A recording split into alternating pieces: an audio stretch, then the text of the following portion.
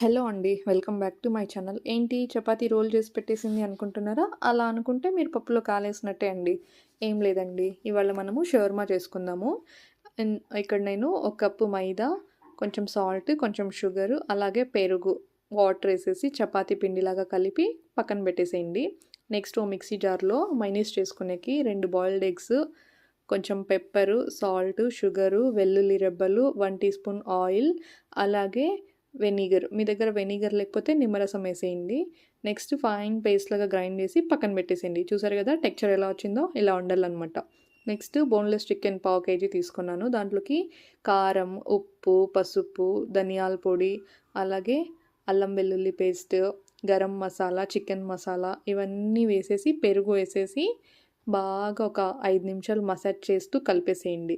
Next పెనంలో 3 spoons oil వేసేసి chicken ముక్కలంతా పెనంలో వేసేసి మూత పెట్టేసేయండి.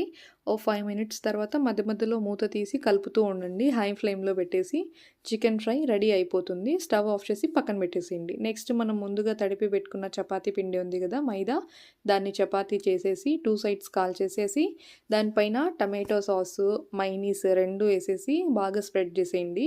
చికెన్ ఫ్రైని మధ్యలో పెట్టేసి మళ్ళీ మయోనీస్, సాస్ వేసేసి ఎంజాయ్ చేయడమే. మీరెప్పుడైనా ట్రై చేశారా?